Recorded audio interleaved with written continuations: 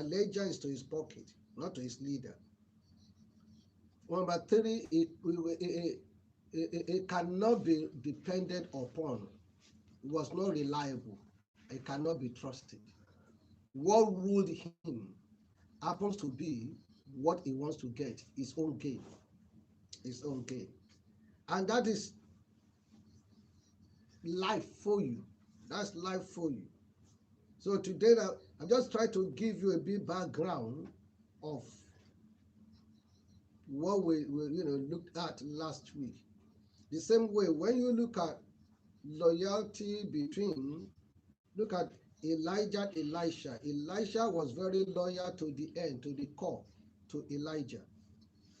But guess what?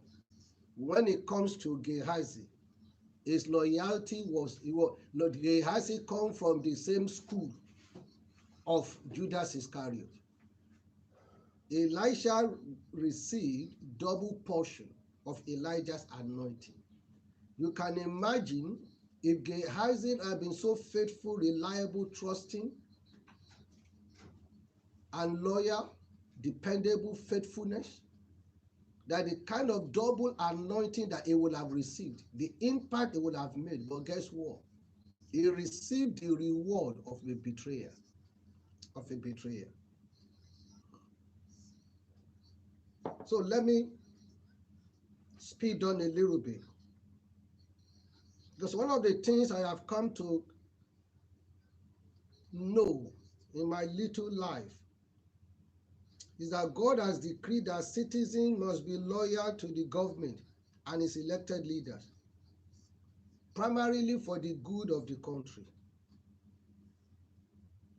For the good of the country. So it was incorrect to say that only the government has responsibilities and obligations towards the citizen. One of the things that is very profound that I love about this country is they were not claiming that they are when you see the real English, and I mean that the real English, it doesn't matter what is going on in their country, it doesn't matter the situation. You will not see them running down their own country or cursing their own country. It is only us that you will hear that, Nigeria is a disgrace. Nigeria is a foolish country. Nigeria is this. Nigeria is that. Nigeria is that. You see, every negativity in the world, you will hear, oh, Nigeria is a failed country. Nigeria is a terrible country. Nigeria is this country. Everything is all about negative. But do you want to tell me that this nation is perfect?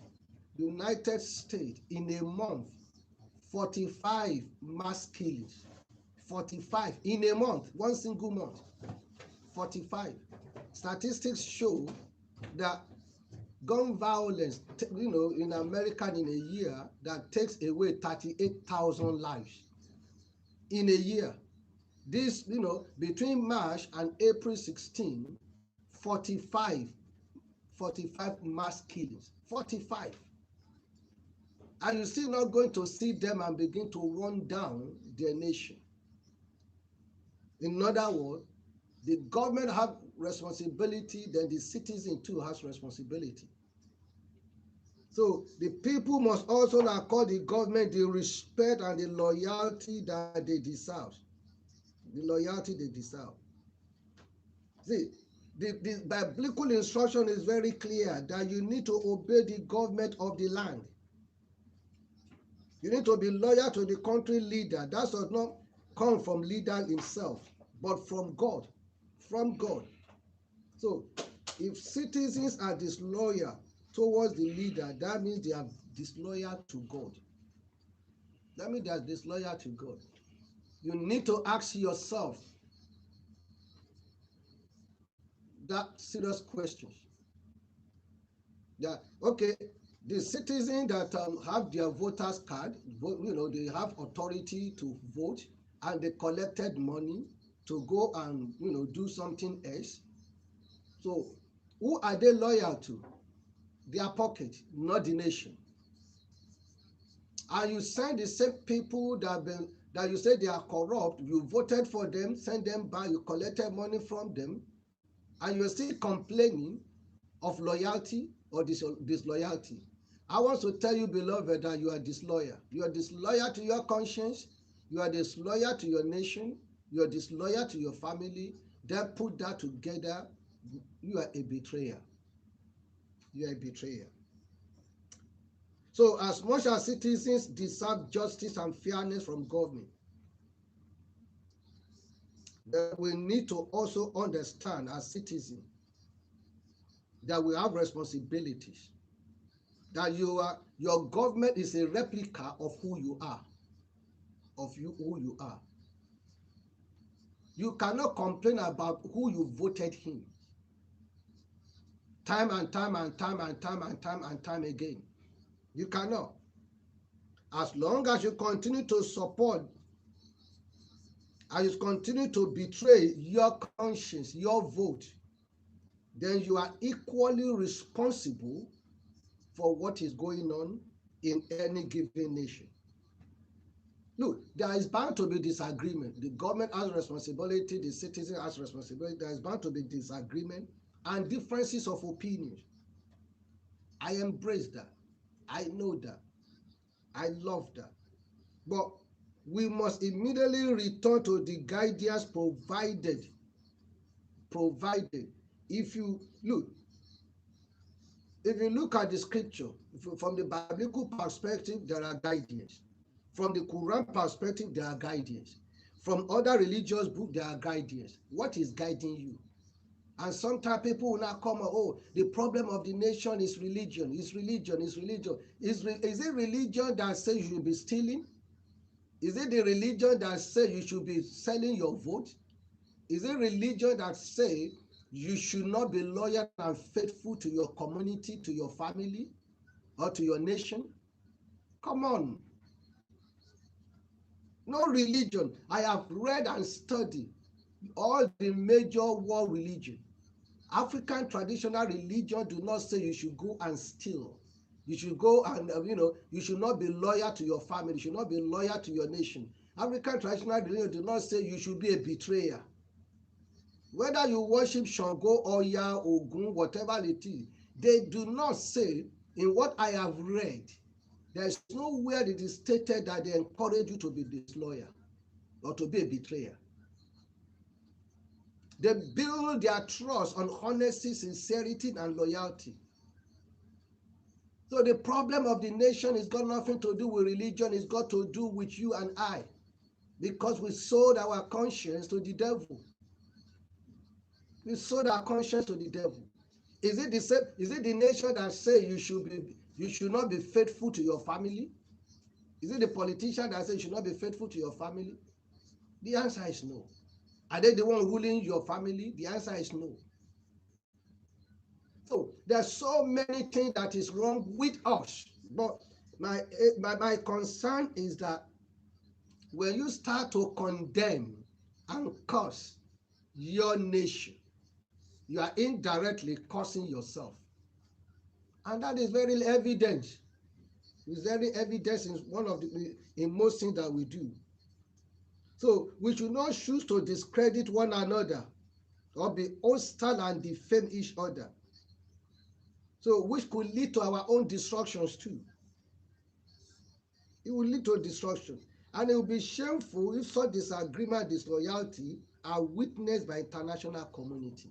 And that's where I want to have a word to all the Nigerians, whether in diaspora or home, who are going to listen to this message. You are beating the drum of war. And you think international community will come to your rescue. Myanmar is going through now, military regime. International, do you think America, United Kingdom, Europe, they have time? Because they have what they're dealing with in their own country. They have their own issues. And now, many nations are no longer interested in spending the taxpayers' money to defend other people or to send their own men and women to go and die in another man's war. I love what Joe Biden said. He said, for 20 years, trillions, about three trillions of dollars of American money has been sent of Afghanistan. Thousands of American lives have been lost. 4 presidents have tried and tried to end it. 2 Democrats, 2 Republicans. Said, I'm the 5th one, but I will not pass the burden to the next person. I will end it. Let me be clear with you. Peace rule. War you never win in war. America didn't win the war with all their weapons, with all the money, with everything, with all the sophistication in technology they have. They do not win the Afghanistan's war. They do not win it. So you need to sit down and start to think before you start to beat the drum of war. Who war helps? Who? Up till today, Libya is still in a mess. It's still in a mess. Syria is in a mess. There's so many all the way through. They're still in a mess up to now. And you are beating the drum of war because you're in a Western world where you relatively enjoy security and protection. And further, the social media is a platform to beat the drum of war. Even if you are safe here, what about your distance relationship? What about you see, these are things that we need to, before we blame the government, I want us to know that we are equally responsible for the irresponsible behaviors of others. I don't know which a philosopher that said that when the good people choose to keep quiet, they will allow the bad people to rule. And when the bad people start to rule, then everybody suffers. When members of your family are selling their voters card to collect money to vote, you didn't encourage them. You didn't speak out against it. So, and that brings me to serious issue about betrayal. That when the Bible says a man's enemies are members of his household, I explained that seriously last week. That most betrayal are people that live with you, dine with you, that you know very well, that you are, your business partner, your comrade, those of so other that in leadership position with you, that you eat together, you dine together, you go out together, you know each other in and out. Because when you sit down and look at Nigeria as a nation, we do know that the late Chief MK Abiola and Babangida, they were very close friends. The same way that it was a very close friend to Abacha as well. Who betrayed who? Who betrayed who? Friends. That they were friends in good time. They're friends, they know each other in and out. They rejoice together, they jolly together, they do things together. But who betrayed who? It is very difficult for an outsider to come and betray you. People that betray you are people that are partly with you. They're the one that betray you. You see, one of the most famous, apart from the story of Judas Iscariot and Jesus, which became the basis of my betrayal teaching. One of the most famous one was the betrayal of Julius Caesar. Let me tell you, so some that may not know the story very well. Julius Caesar was a general and a politician in Rome during the period of Roman Republic, Roman Empire, Roman moving from, the Republic to become an empire. He was responsible for conquering many parts of France, Germany, even had few impact on the British Islands too. But guess what? After a great deal of drama and political strife, History showed that Caesar led his army into the city of Rome and wrestled power from the current leader, who happens to be Pompey. And thereafter, he set himself up as the dictator of Rome. As dictator of Rome. When you love power still more, you get crushed by power. So initially was not normal dictatorship where a person rules for life, but one that was elected on a yearly basis. But guess what? What Caesar did? He got himself into Rome, into the Roman Senate to declare him dictator for life. Dictator for life. So this was very concerning to many of the senators who value freedom that Rome represented, being a democratically elected government. So guess what they did? They formed a conspiracy that they were to assassinate Caesar. So he was invited into the to the Senate on the 15th of March 44 BC. And guess what? He was invited, ready, thinking that so they're going to confirm him as dictator for life.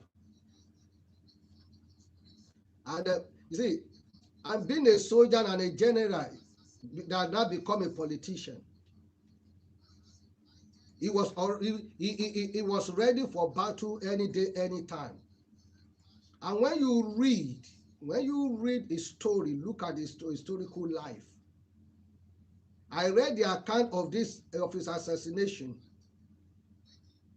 and you discover that he fought against his assassin ferociously until he was faced with his friend. He was faced with his friend Brutus. And guess what? Seeing the face of his most loved friend, and faced with this betrayer. And it was then that popular quotation. Because guess what? It was his friend that sold him out. He saw his own good friend in amongst the people that were planning to kill him. And that's why they said that Caesar cast his robe over his head, allowing the knives to fall while uttering the famous Latin word, et brute, which means you are there too, even you joined them. He was referring to his friend, Brutus. He was his friend, but you too, you are there, conspiracy against me to kill me. So Caesar couldn't face the betrayal of one of his closest friends. And for that reason, let the knife fall. Let the knife fall. And I want to tell you, beloved, it is in history till today. Et Brutus. So you too, you are amongst them, amongst the betrayer. Ask yourself today, have you betrayed your employer? Have you betrayed your family? Have you betrayed your nation? Have you betrayed your leader? In what ways have you been loyal, been faithful? You are beating the drum of war. We want Yoruba nation, Yoruba nation. Apart from shouting and screaming, what other things have you put in place? What other things have you put in place? Apart from going on the social media, making so much noise? What other things? What are the structure? What are the things you put in place? If war starts today, how do you defend yourself? What weapon do you have? What ammunition do you have? What strategy do you have? Oh, international community will send you home. What have they done in Libya? International community defend their own interests. They defend their own interests. They work after their own interests. You look at it this way. What interest do they really have in Nigeria now? America don't hardly do they buy oil that much because they produce oil. Most nations now, the Western world, they are now moving from crude oil, away from crude oil to a different to energy, different energy, biofuel.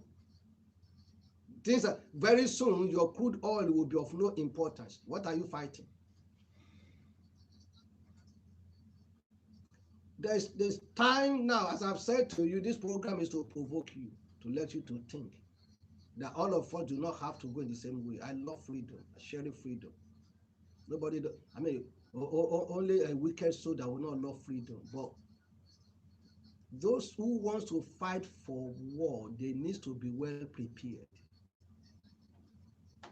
Your community, are you in one's voice? I remember those days.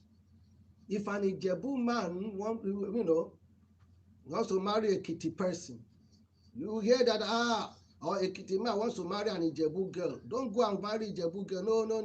You don't bring them to my no. Because they are this, they are that, they are that. They are the same Yoruba people. You see, have tension. Is the tension over? You see, as I reflected on this, I want you to know that I reflected on it based on my experience, what I have gone through. Because I couldn't help remembering some of my own times of betrayal. There have been a few significant ones, very painful times, especially in leadership. Somebody that I did so much for. I sponsored his wedding. I used my credit to help him to buy cars so that they can measure up amongst all of the rest in the church, because he's been so much associated with me. Each time he comes to Nigeria, he stayed with me. He was more or less like a member of the family.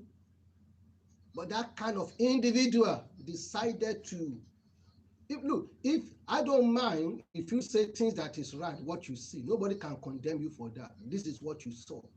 But to lie and to conjure lies against someone, you may not understand until it happens to you.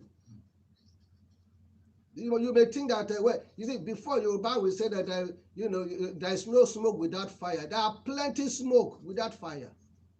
When it happens to you, you will know. There are some people that are evil incarnate. They sat down and look at the fact that because you are doing better than them, so they have to destroy you and bring you down. We're the same people that feel that when someone is doing better, it has to be the fact that they're doing voodoo, they're doing the jazz, they're using people's destiny. That's what they said. I was using my members' destiny, and I don't know. Majority of my members are even richer than me. I have people that can buy me 100 times. Many in the congregation. I have a member that has over 100 and something houses in Manchester, and that has businesses in Nigeria. So, I mean, you can't just understand. When you see a betrayer, their end is never well. They never end it well. You do not have to offend a betrayer before they betray you, because they'll betray you for their own pocket. All they just wanted is for somebody to offer them money or something that they needed. When I exited my former church, I was offered good money to talk, to spill the bean, to the press, because of my position at the time. They offered me serious money, £40,000 to be precise, to spill the bean or what I know. Number one, it will sell, their paper will sell a lot because it will be on front page, and then they will make good money. Somebody will, the person sponsoring it, I'm not going to mention name. I just want you to know that after the discussion, I said, listen, whatever I am today, God made it possible for me in that place. I was there for 40 years. So there's no reason for me that I am not caught up. I'm not made up as someone who would betray. And I said, because you found the light. Where you were for 40 years, you were in darkness. And in that place, you bought a house, you bought cars, you have children, and then they all graduated, and they're all doing well, and you say you are still in darkness. It is complete rubbish and nonsense, evil. You do not have to do more to a betrayer before they start to talk, before they start to betray this, but before they start to say things that do not happen. One of the most dangerous people to deal with are betrayers. If you have never been betrayed before, you wouldn't know. Go and ask somebody, like when you get to heaven or wherever it is, ask Awolowo, will be able to tell you what it means to be betrayed. If not, if you can still speak to Julius Caesar about his good friend Brutus who betrayed him. So now you are crying that your friend betrayed you, as it was in the beginning. So shall it continue to be. Betrayal will always be. Jesus too was betrayed by Judas Iscariot. It will always be. But the question today is, are you one of them? Are you a betrayer? Are you a betrayer? So as I reflected on this, I said I will talk so much about this issue of betrayal. Even this nation that gave you comfort, security, and everything, you still betray. You are still unfaithful. Even to the country that you say, oh, is good and perfect, how faithful are you? Part of being faithful is for you to pay your tithes. To pay your tax. If you fail to pay your tax, then you're a betrayer. If you start to cut corners, you are a betrayer. Because the same if other people do not pay, what you're enjoying today that you're talking about, will you be able to enjoy it? The answer is no. The answer is no. So it's the same way if you are a church goer that they're asking you for tithe and offering, you are complaining. But guess what?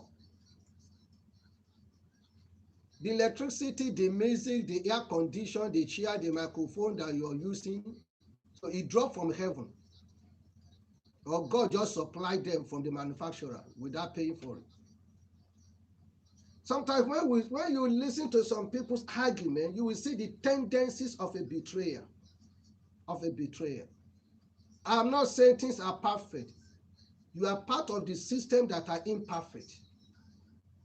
So if you are in a place, instead of you being a betrayer, let your voice be heard for perfection. How to put things right. How to put things right. Look, one of the people that complain about the alabaster jar of oil happens to be Judas Iscariot.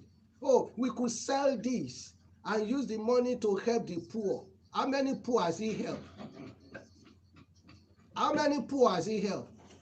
And you find that in the church all the time. All the time. I remember sometimes one of my father in the Lord is going to be with the Lord.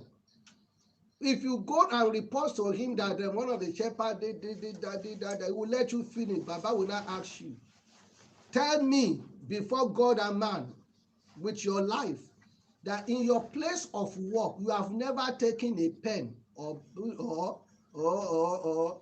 tea or whatever it is that belongs to your employer. You have never taken it without your employer's permission. Why is it that when it comes to church, all of you become you become authority. You become authority to condemn. Judas did the same thing, and Jesus said, "You will not have me around all the time, but the poor will still be around." How many poor has he been able to put food on their table? I love a program I attended online recently, conducted by Abigail Ministry, and the guest speaker, my board, said something very profound. It said you can never end poverty with giving or with food banks. It doesn't matter how much you give, how much food banks you made available. This guy is a white guy, white English. He said you can never end poverty. The only thing that can end poverty is entrepreneurship and employment. If you want to end people's poverty, then give them job and encourage them to become an entrepreneur. Then you can end poverty. So that your food banks all available. When they finish the food, so then what will happen? Before you were born, poverty has been in existence. When you die, you will not take poverty with you. Poverty will still continue. But people that you touch their life, you taught them how to get into business, how to get job, so that they can feed themselves and feed their family. They will never forget you, even when you are gone. Even when you are gone. So, as I reflected on all this, I say to my listeners that the most dangerous things to do is to be a betrayer. They are evil, they are devilish, they are destiny destroyer, they are home breaker, they are nation breaker. If anyone is talking down about their nation, be very wary of them. Be very wary. If anyone is talking down about their church, about their community, about their family, be wary of such people. Because you that they tell you, they still go to talk you down too. Because they only have one interest, their own interest alone. Anything outside their own interest, they can go any lengths to destroy. But guess what? The Bible says that the day you destroy others, that is the day your own destruction will start. So I just pray that this message will make all those who are beating the drum of war to reflect and to think again. Reflect and think again. What the world needs now is not war.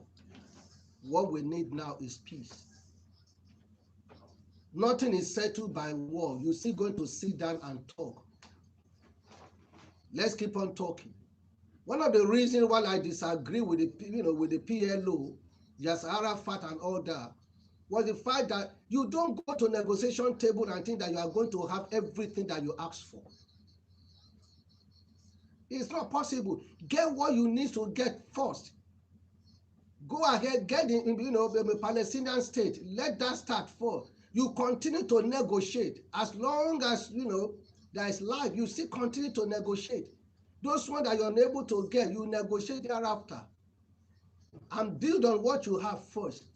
When you build on what you have strength and power recognition, you are a nation. Then the other thing that you do not have is continue to negotiate. One day, there will be a prime minister who is going to yield to the request. But to say, unless we have this now, nothing at all. Who suffered? It's absolutely a wrong way to go. Quran do not say that. The Bible do not say that. Neither is any other major religion says that. To the glory of God, I read Quran. To the glory of God, I'm as a pastor that I read my Bible well, and I read Quran too.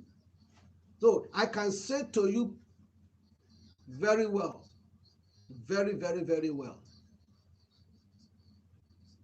that the most dangerous people are the betrayer. When time permits, maybe next week, with the permission of the boss, I will go on now next week to talk about how you can respond to the problem of betrayal. That it feels suggestion that you need to look into. So until such a time, friends, that I come your way, I just pray that the Lord will give you peace of mind, that Lord will give our nation peace of mind. All those agitating for war, that God will touch them, He will speak to them. That whatever is so many wrongs in our society, but God has a way of bringing leaders that is after His heart, that will put things right.